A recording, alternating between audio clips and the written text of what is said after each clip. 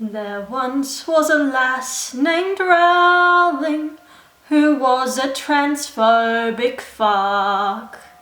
She managed to ruin my favourite series from when I was growing up. Joanne, the TERF, Joanne, you've doubled down on your shit. Joanne, the TERF, Joanne, when are you going to quit? I've been planning on making a video about the Harry Potter series for quite some time now. It was meant to be under very different circumstances. See, I've been planning on starting a series of videos going into my hyperfixations and special interests at various points in my life and analysing what about that particular thing made it so alluring to me at that particular point in my life. Now, obviously, the Harry Potter series is one of those things, and it is probably one of the largest, most significant, because it's one that's so integral to my childhood.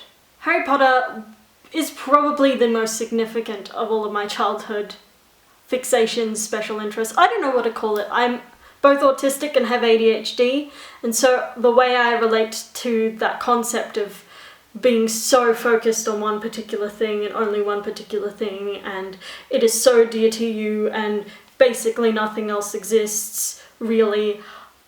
It's a mixture of both those worlds, so I really don't know how to describe it. I feel I lean to the ADHD side a little bit. Things come in phases. It's just one thing that's all-consuming for usually I'd say a couple of months, but sometimes, like Harry Potter, it can go on for years. Now, Harry Potter was the thing that got me into reading, and I, as a child, was defined by the fact that I was a reader. I would read a book every day. I was that person. Which makes it kind of funny that I basically can't read anymore, but that's a different story. So it's 2001. I'm 5 years old, and I get my copy of Harry Potter and the Philosopher's Stone. I ask Mum to read it to me, and she starts reading it to me, and then eventually I've learnt a bit about how to read, so I start reading it to her. And then by the end of the year, I'm confident in reading it to myself. It takes me a whole year to get through that novel, but I'm 5. This is the real start of me loving reading. And I wrap my whole identity around the fact that I'm a reader. I read Harry Potter, but I also read all sorts of other fantasy. This is who I am for my primary schooling. And Harry Potter was the key to that. I distinctly remember this red Harry Potter alarm clock that I had. And I would sit there at around age 8, and I would watch the hand do its ticking thing. And I would try and stop it with the latent, undiscovered magical powers within me that would appear once I turned 11, officially. But maybe a little bit earlier, because, you know, there were some people who just emotionally, as children, they started moving things, right? That's how it happened in the books. That's sort of the power of these books, is that they present children with a world that feels almost accessible to them. Very, very close to their reality, but with a couple of things different. You can go from being that little kid who's bullied by everyone to being beloved, the chosen one, special. And as a young, autistic, non-binary person who didn't know either of those things about themselves, that was really, really powerful to me. So maybe I think the reason I'm a bit weird is because I have some hidden magical abilities that might bubble up later. So I'm waiting to turn 11. I'm waiting for my Hogwarts letter. And it never comes. Gosh, this is so upsetting. Oh god, this is so upsetting. Like, can you not understand how much of an outsider I felt like in my day-to-day life, and I just did not know why. And I identified so strongly with Harry, and just that escapism of maybe all of this ridicule that I encounter from my peers because I'm weird will end. Here was a kid who was weird, and he transitioned into a world where he was truly the hero.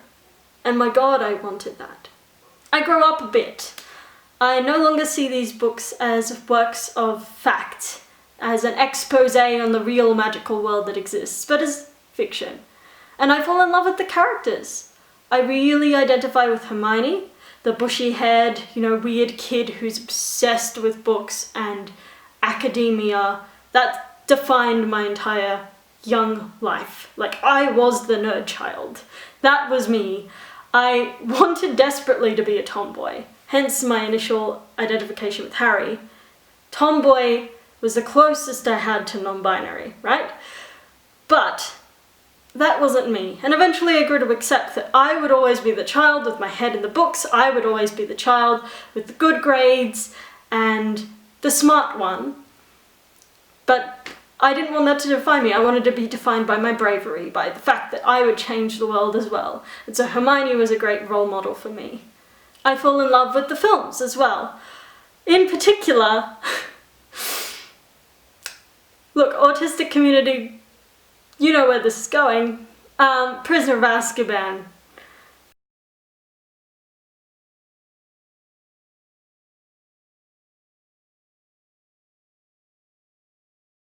I think the way that story was told in the film, the cinematic techniques used, I was just mesmerized by it, and I watched the entire special features reel over and over and over and over again until I just absorbed every frame of that film. In fact, the first two films I watched so many times that my sister banned me from watching them because I couldn't help but recite the lines over the actors talking. Like, I was well and truly absorbed in this world, and I can't quite pinpoint where all these shifts were because I have a terrible memory, like I actually do, especially about my childhood. I remember facts about it more than the experience of it, but I do know I was in deep. And I know I was in deep because I so was desperate for escapism, and I was so wanting to be that little revolutionary who was a bit weird, and that series gave it to me. In the later books, we get amazing characters that I also held really dear, like Luna, like Remus Lupin, these people who, again, were sort of outsiders, but had a real important place in this story, in this world, and I wanted that for myself. I grow up, I lose a little bit of interest, I'm not as in it. I've only read these books twice because I'm of the opinion that there's no point in reading them until I've basically forgotten all the small details. So it feels like I'm discovering them for the first time, but I can't forget the small details because I'm so obsessed with it. But I fall in love with the revolutionary aspect of the later books. I want to fight for positive change. I'm discovering that I'm asexual, I'm discovering lots of things about myself. I discover I'm non-binary, and I take that revolutionary spirit into my life. I start making YouTube videos, I start writing songs, I start campaigning in my personal life to make the world better for people like me. That revolutionary spirit doesn't come from Harry Potter, but it was reinforced by it, and other fantasy novels that I read at the time. I was raised on the idea that you stand up and you fight against what's wrong. And this book was part of that. This series was part of that. Even once all the books had come out, they were over, I'd read them all, I'd seen all the movies, there were no more except, a few trashy things like Fantastic Beasts and Where to Pretend You Never Saw Them. Like those films and The Cursed Child. I didn't care for them, but I still really held on to things like the house system, and I very strongly identify as a Slytherpuff. I am a Slytherpuff. It is not a real house, just like Gryffindor isn't real, and Slytherin isn't real, and Hufflepuff isn't real, and Ravenclaw isn't real. Neither is Slytherpuff. None of it is real. I identified with Slitherpuff as an idea because I believe first and foremost about being a good person. I'm hardworking, I'm loyal, but I also really, really, really am ambitious.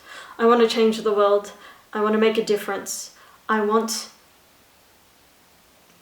to reach people. And I think I have the brains to do it. Not in a Ravenclaw way, but yeah. I did identify as Ravenclaw growing up, funnily enough, you probably guessed. Probably. But no, Slitherpuff. And my Patronus is a pigeon.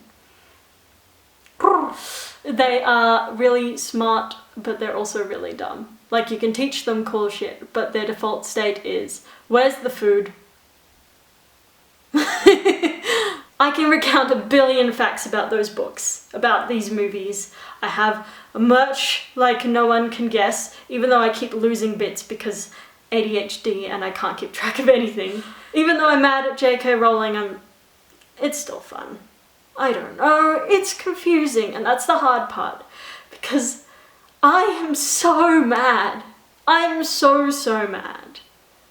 J.K. Rowling, I don't know how to pronounce your freaking name, but I don't care, you're a TERF. And if you don't like the word TERF, that's fine, I won't call you a TERF, I'll call you a transphobe, because that's what you are. TERF is a term that radical feminists coined to describe the trans exclusionary ones of them. And you are definitely trans exclusionary. I've been creating distance between myself and the Harry Potter universe since she first started liking transphobic tweets. I have. Because I was bracing myself for it. I was bracing myself for an outburst like we had the other day. Oh gosh, yes, we had an outburst, didn't we? I had to make this video because of the comments that implied that AFAB trans people who are also autistic are only trans because they've been misled or brainwashed or are looking for a way to not have to be autistic anymore.